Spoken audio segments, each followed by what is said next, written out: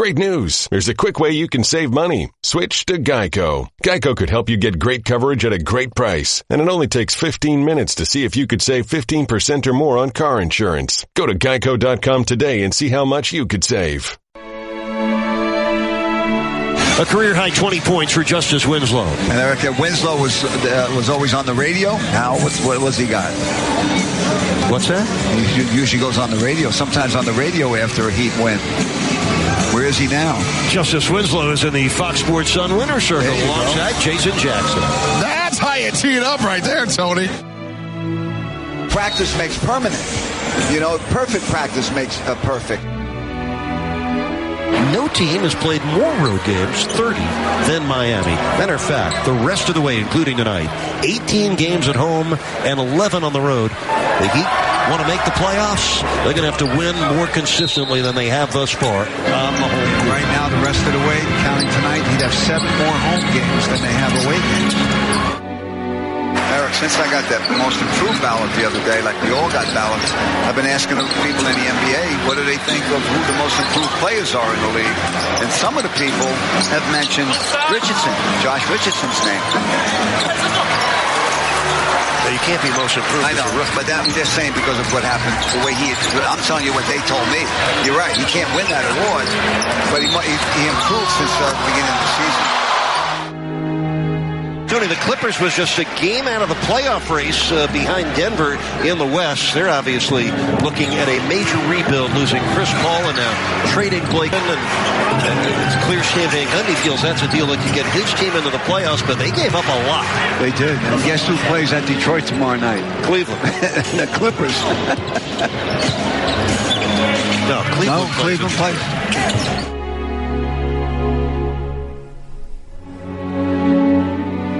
I'm going to miss him.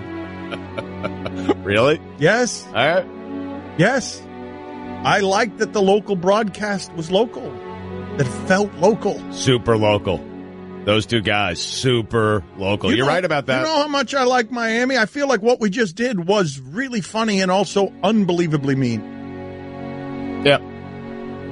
Because Tony Fiorentino, this is his last home game tonight, calling the Heat, and the playoffs like bump these guys off to the side in weird ways because everybody's got that actually has to be difficult for Eric and Tony, that they follow the whole season and that they're at all the games, but in the playoffs they're not able to be the voices for your team in the playoffs. Yeah. Well, for some games, right? Yeah, probably a couple more opportunities to see Tony, but this is his final regular season game as the color analyst. Well, let me ask you guys this, because you guys blame me. There are many people blame me for the behavior of our staff. They listen to and watch Fiorentino games more than I do. And they get more, they find Fiorentino to be more beloved and more annoying than I do, I think. So that was not a fair representation of his decades-long career down here. Would you like to hear him and Eric Reed reenact a scene from Meet the Parents? Yes, of course. Oh, please. You must have had vegetables fresher than that growing up on a farm, Coach. Dad, Coach grew up in Mount Vernon. He told me he grew up on a farm, a 13-acre farm. Kaboom! Do they have many farms in Mount Vernon? No, Dina. No, not a lot. In fact, Eric, I should clarify this. I didn't actually grow up on a farm, per se. The house we grew up on was originally erected in the early Dutch farm colonial style up in Mount Vernon. So that, plus we had a lot of pets. Which one did you milk then? Dad. Honey, he said he pumped milk. What have you ever milked? A cat. A cat? I milked a cat once. You want to hear the story? Sure. My sister had a cat. And the cat birthed a litter of kittens. Must have been 8 of them. There was this one little runt, this sweet, little engine that could runt. Wanted to get up there, but couldn't really get access to the launching pad to get to the teat, Eric. The teat? Dad. I have 2 teats. Some people have 3. The national average is 2.01. Anyway, I went in simply, just into a little saucer, and then I took the saucer and I fed it to Chalmers. That's what I named him, Chalmers. I had no idea you could milk a cat. Oh, yeah, baby. You can milk anything with nipples. I have nipples, Coach. Could you milk me? It might be, for me, the most memorable line in movie history. I have nipples, Greg. Can you milk me? Spoken by Robert De Niro. I have nipples, Greg. Again, not the most flattering representation on the last day of Tony Fiorentino's Miami Heat broadcasting regular season career. Would you like to hear Eric and Tony reenact a scene from Taken? Yes, of course. Now, keep in mind, I'm hearing this just like you guys are for the first time. I didn't know any of this was happening. You've heard this one before. Yeah, you've heard this. But are you saying We've heard this hundreds of times, Oh, have I? Okay, yeah. I've heard, because that Meet the Parents thing felt new. Have I heard that before? No, yes, absolutely. No, you've heard it before. Are you saying that's for you, that's the best line from any movie in movie history? That's right. Really? I'm not saying it's the best line from movie history. Most memorable? I'm saying for me, when you ask me, recite a movie line, and I don't have any time to think, the place that I would go is, I have nipples, Greg. Can you milk me? Yeah. I would go with the Taken monologue. I go with I don't know who you are. I don't know what you want. If you were looking for ransom, I can tell you I don't have any money. But what I do have are a very particular set of skills. I have between 14 and 16 different skills in my arsenal. Skills I have acquired over a very long career. Skills that make me a nightmare for people like you. If you let my daughter go now, that'll be the end of it. I will not look for you. I will not pursue you. But if you don't, I will look for you. And I will find you the way a young D. Wade found the rim. And I will kill you. Kaboom! Good walk.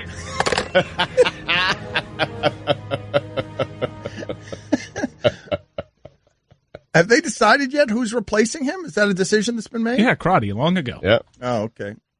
Who's doing radio now? No, I thought maybe because they had Caron Butler and everybody don't they have LaFonso Ellis trying out for stuff? And they had all those people try out for stuff. Oh, and it's been decided? Yeah, Crotty was given the job months ago. Okay. Yeah. Riley's really weird about retiring things, jerseys. Like, you think he's going to do something big for Tony Fiorentino? I think he will. He's like a Heat lifer, well, Heat they family. should do something tonight, right? They should. The Miami Heat should do something with a montage tonight, and people should montage? Perhaps they would want to play a scene of Eric and Tony reenacting a scene from Titanic. Yeah, sure.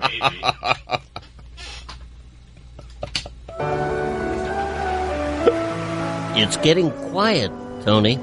It can't be more than 6 to 8 decibels here on the water. Just a few more minutes, Eric. It'll take a while for them boats to get organized and establish a clear path to get us.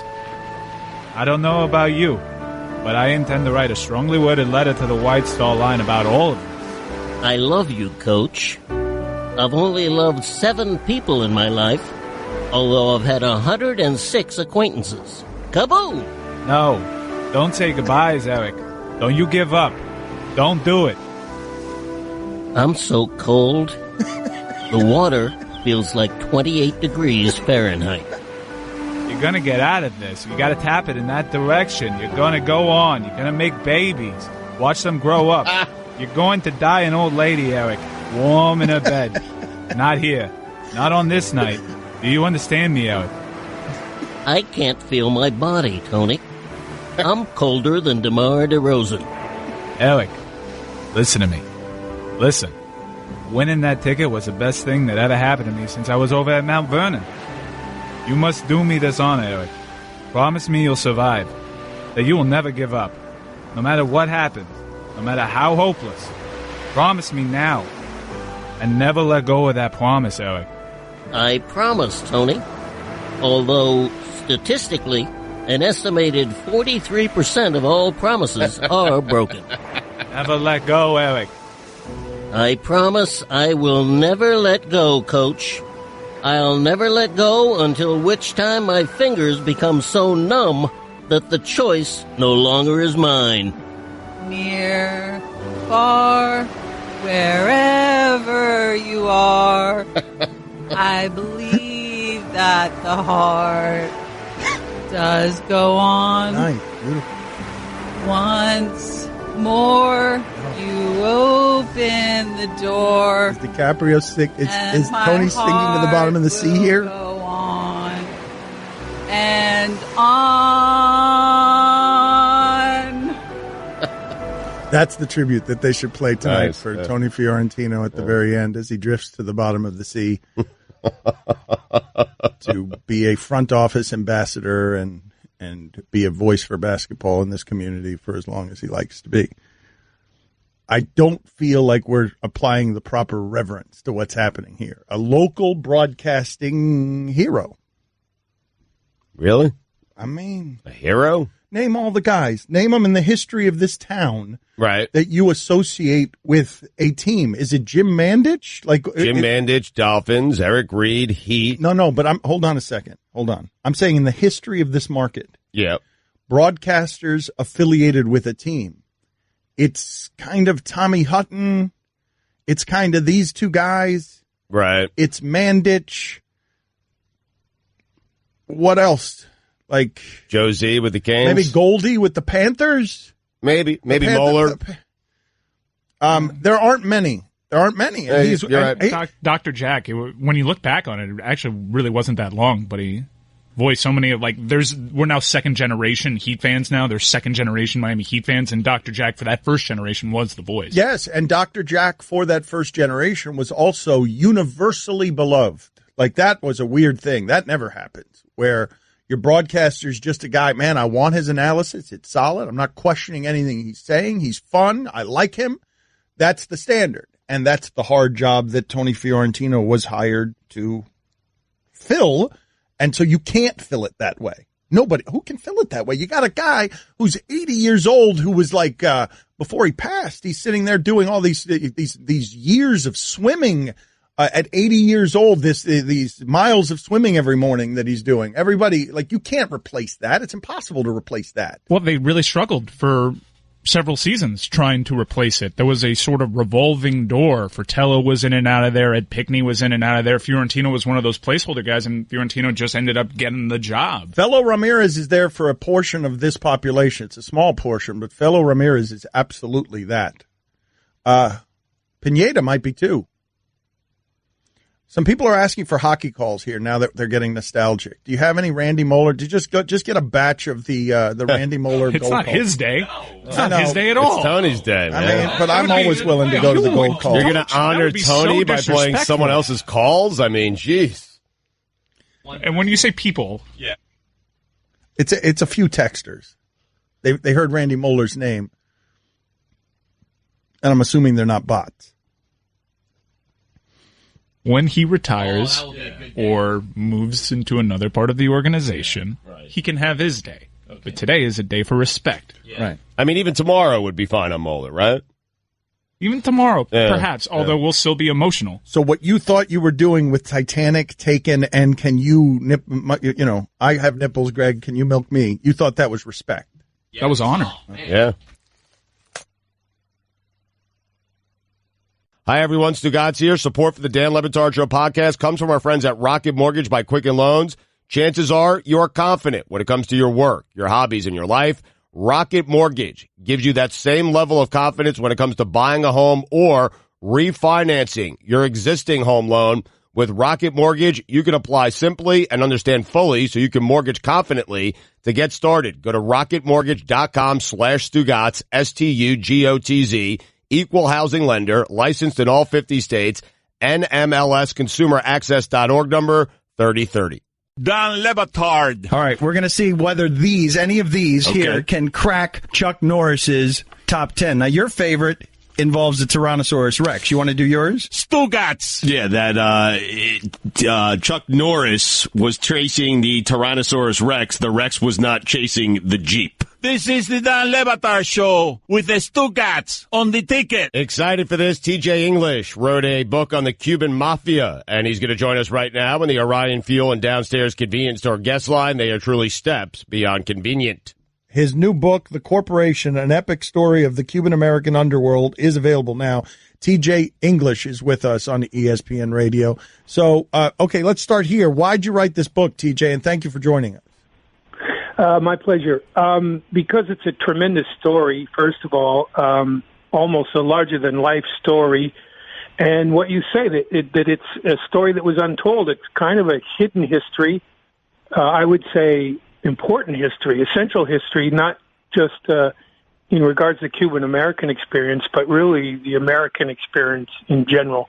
So I've had a fascination for a long time. In fact, I wrote a previous book, Havana Nocturne, that dealt with the revolution and the mafia in Cuba in the 1950s leading up to the revolution.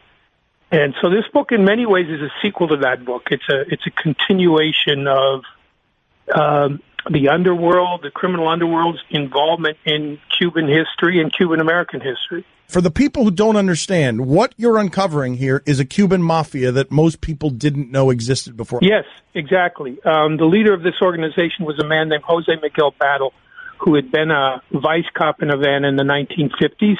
He'd served as a bagman for the mafia figures in Cuba, Santo Traficante and Meyer Lansky.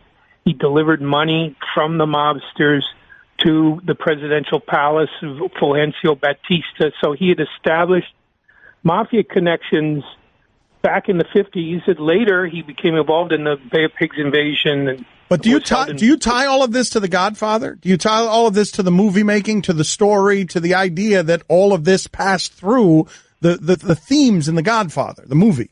Well, absolutely, because Jose Miguel Batard was fascinated with that movie.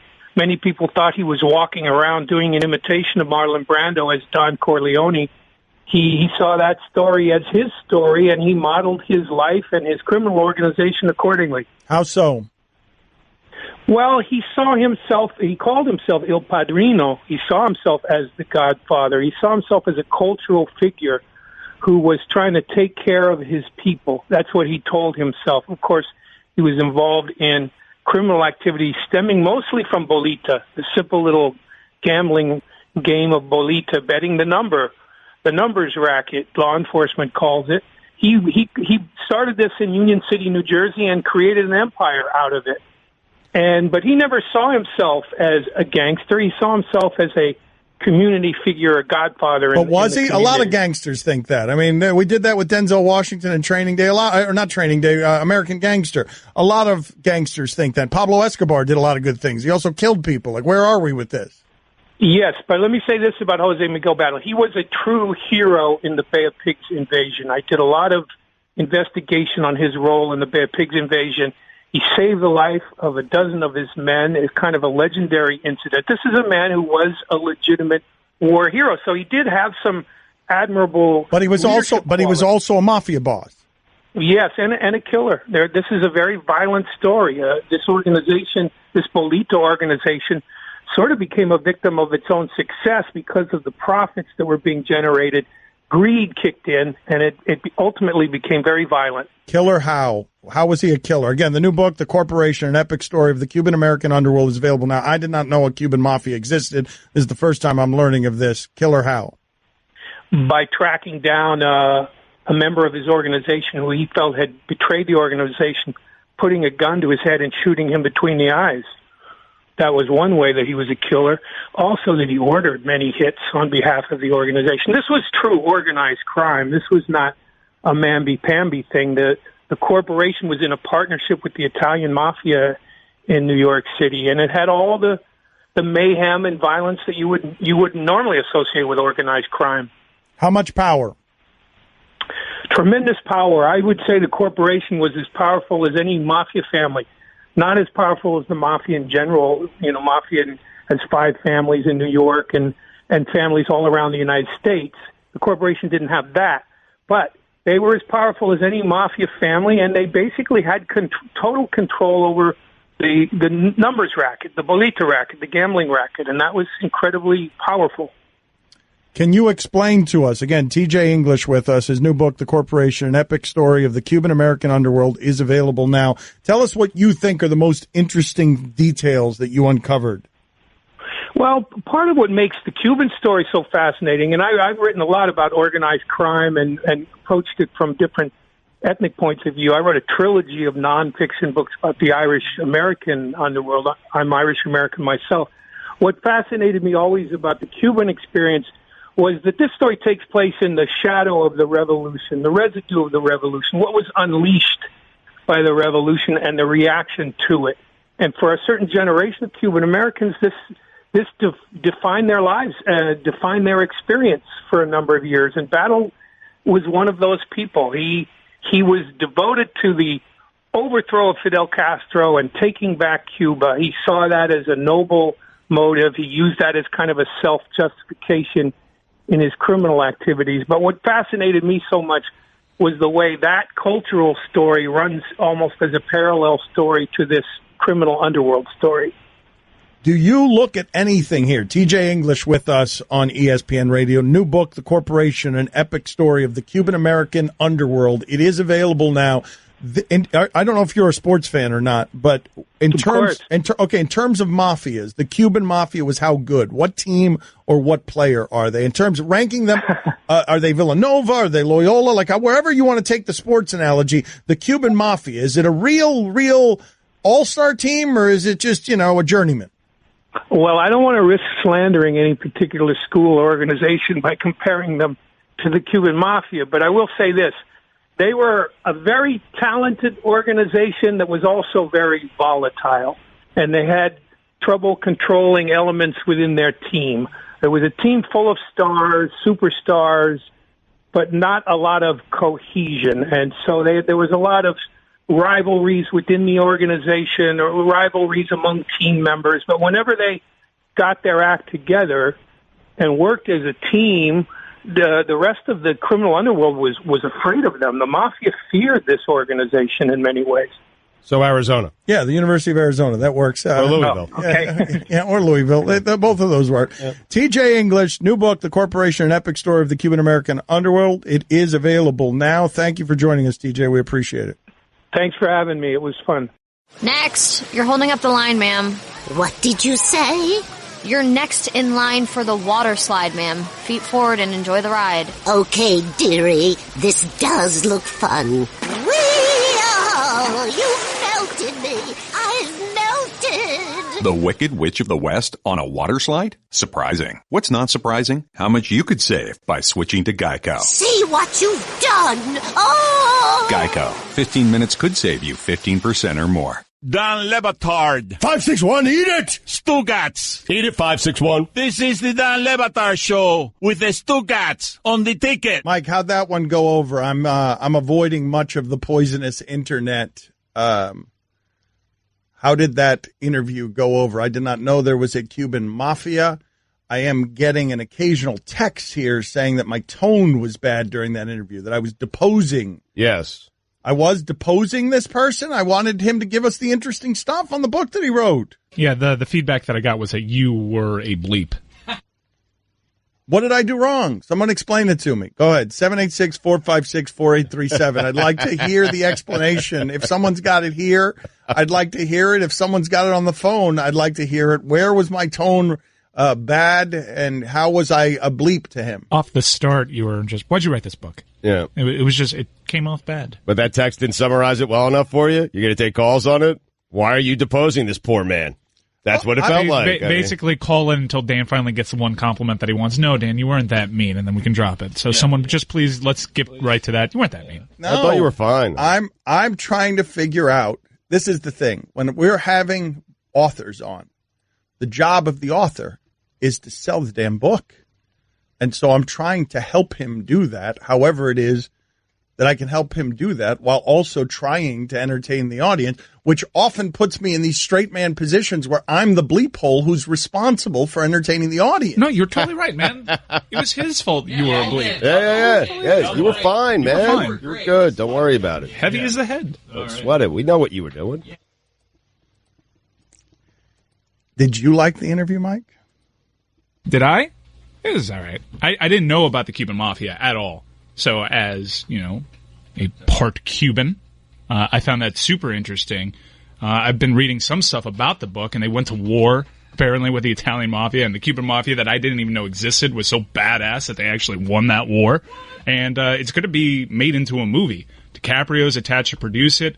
They're talking about big actors like Benicio del Toro involved. So this book is going to be something, maybe not as the book that entertains you, but in some other form it might.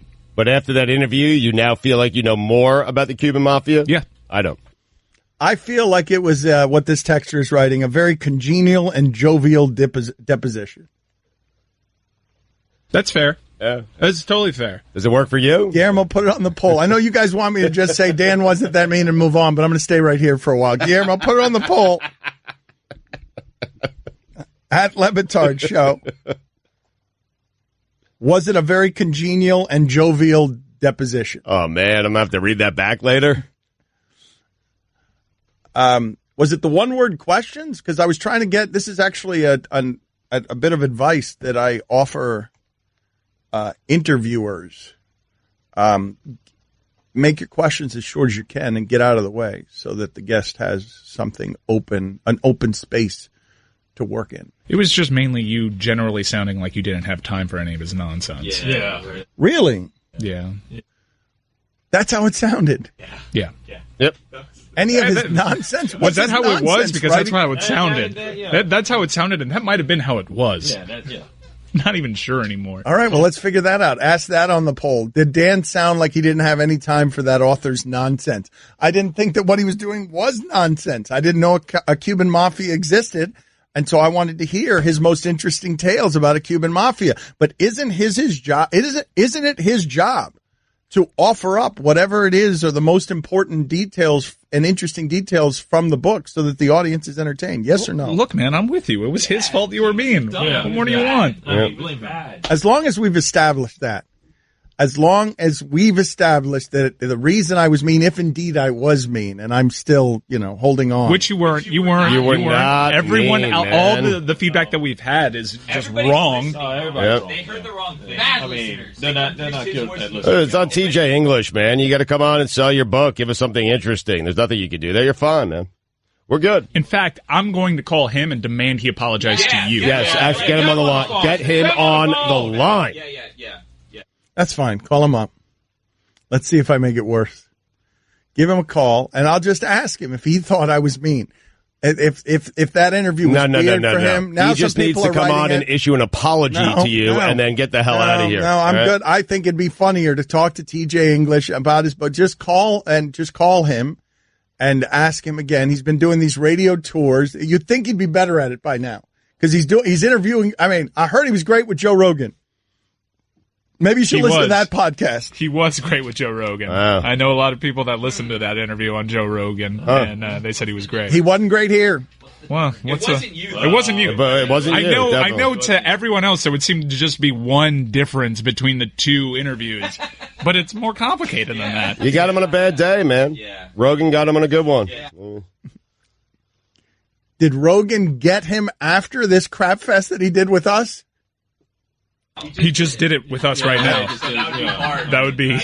Oh, be so hard. I just betrayed that we taped it yesterday or 2 days ago. Was that last week? It was last week. Yeah, it was last week. It's why you made a very timely Loyola Villanova reference. Yeah.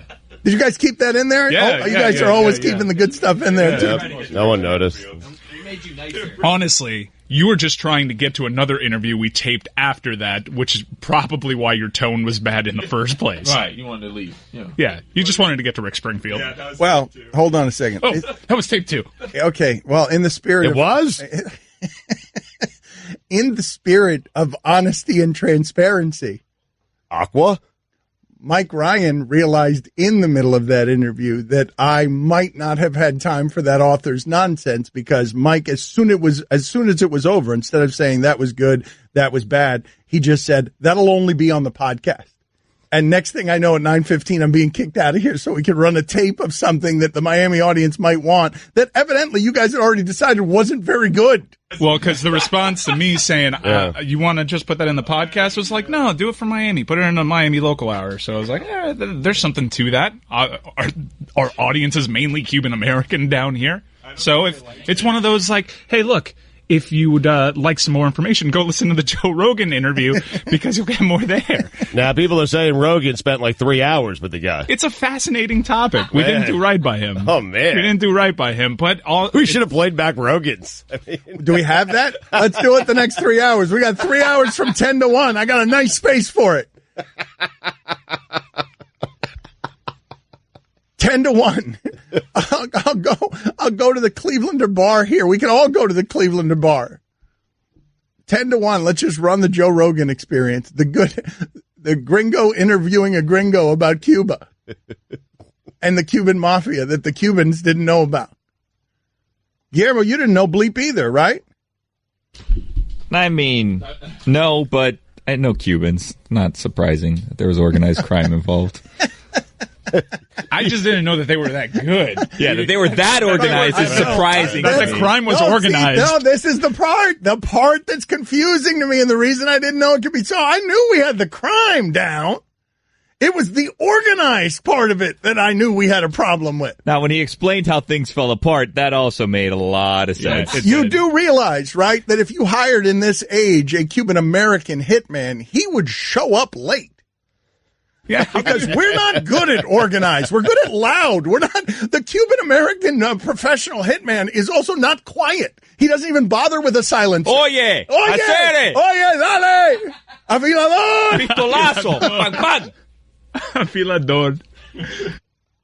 Yeah, how can you have organized crime if you're always an hour late? If you're never organized. The reason I didn't know about the Cuban mafia is because they were disorganized crime. They had the best disorganized crimes. So disorganized that people don't even know about it. All they would do is get caught. Stugotz of mafias, I mean. This movie with Benicio del Toro, who plays brooding badass pretty well. I don't assume that he's playing that, but I guess that this is Sicaro feeling, what they're doing if they're putting Sicario. Yeah, big fine. That is a fine, yeah. It's not Sicaro. It's not Sicaro, no. Sicario. That is fine. Yeah. By the way, the book is The Corporation. I know we mentioned it in that interview, but if you're just joining us, The Corporation. The game was Loyola Villanova. It wasn't even, was it? Did Loyola? No, Loyola lost to Michigan. No, it was Michigan, Villanova. Yeah. What's happening? I think fine, by the way. I think it's funny that of all people in the world, surrounded by you, of all people in the world, are criticizing Tony Fiorentino's broadcasting.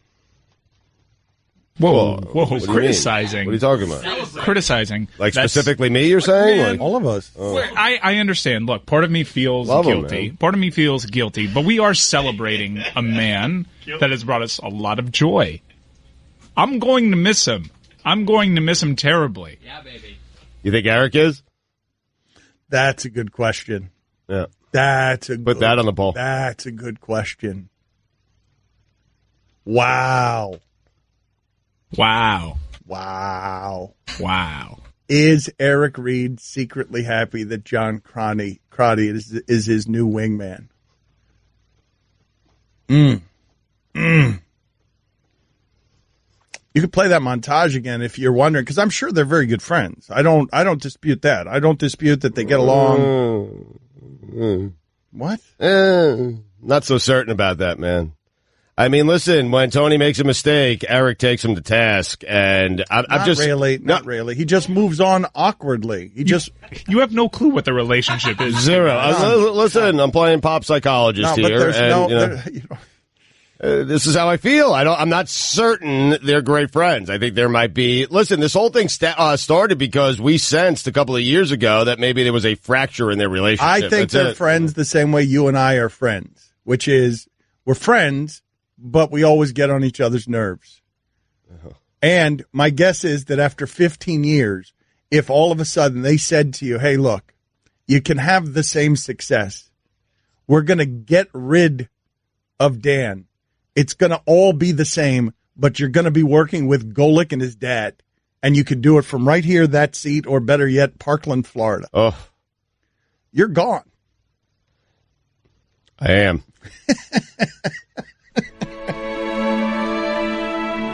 A career-high 20 points for Justice Winslow. And Eric, Winslow was always on the radio. Now, what's he got? What's that? He usually goes on the radio, sometimes on the radio after a Heat win. Where is he now? Justice Winslow is in the Fox Sports Sun winner circle alongside Jason Jackson. That's how you tee it up right there, Tony. Practice makes permanent. You know, perfect practice makes perfect.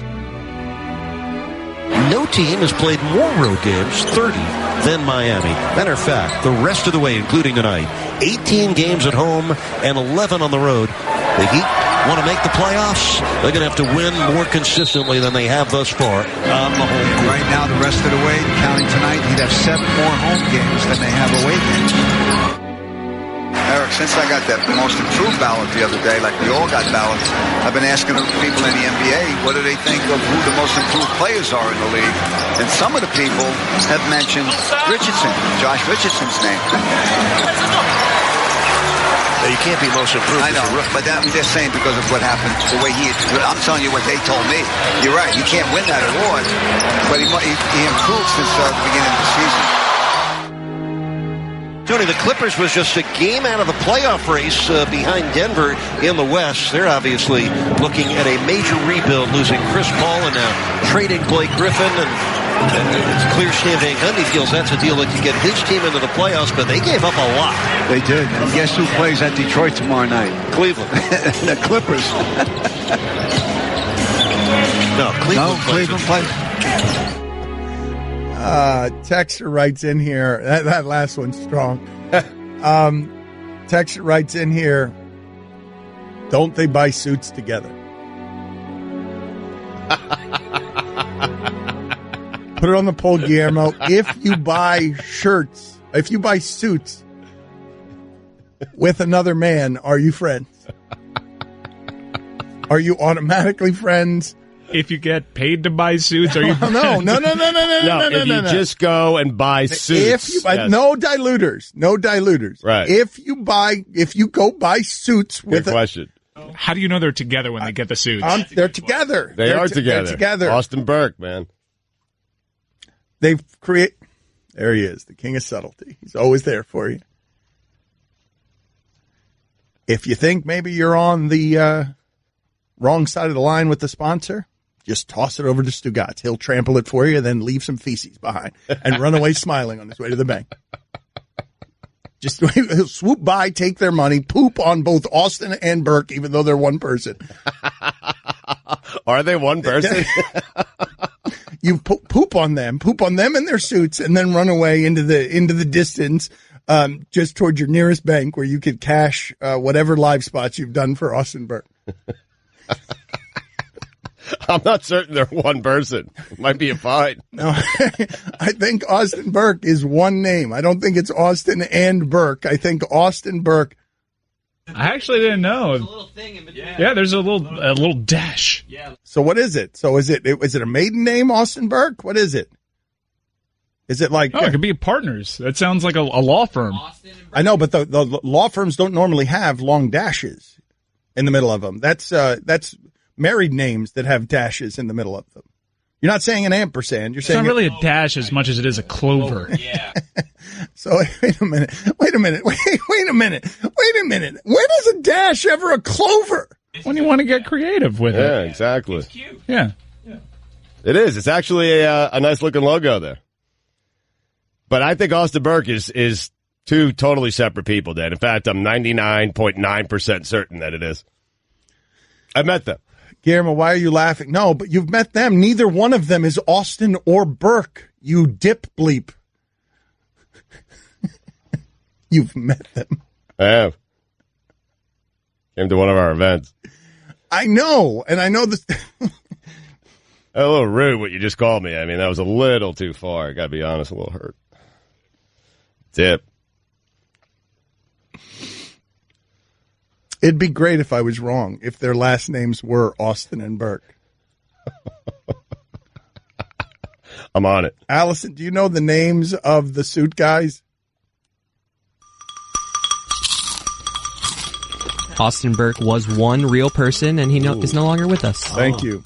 I know both of them, says Stugotz. Rest in peace. How great. Who'd I meet? He not only keep them both alive, but he also had them as two people and kept them both alive. Thank you, Chris.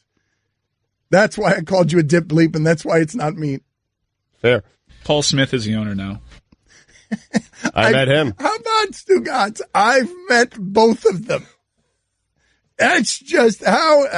Well, that lie unraveled real quick. Yeah, it did. Yeah. We should be talking Heat basketball, man. Are you happy with what's happened here? What do you want tonight, Mike? I want to watch basketball. I don't want the 8 seed. I don't want the 8 seed. I've decided I don't want the 8 seed because it's just the optics of it. I don't want it. Well, you also don't want Toronto. Toronto's probably the team, if I'm making a mathematical argument about it, that would be You're gone in 4 or 5 if you're playing Toronto. Probably, even though I believe in some of the mental stuff there. But that's the hardest series, I think. So I want to avoid the hardest who would you series. rather have? How about this? If you believe some of the mental stuff, how about this? Put this on the poll, Guillermo. Who would you rather have? Frail, broken, DeRozan, and Lowry, or Goran and Richardson, or however it is you want to do the math on that. Which one do you want to do, Mike? Which 2 Heat guys do you want? James Johnson and Goran, Whiteside and Goran? I think it'd be Whiteside and Goran. You're going to take the frail guys, aren't you? Aren't you taking Lowry? 100%, yes, of course. you know this is D. Wade's team now, right?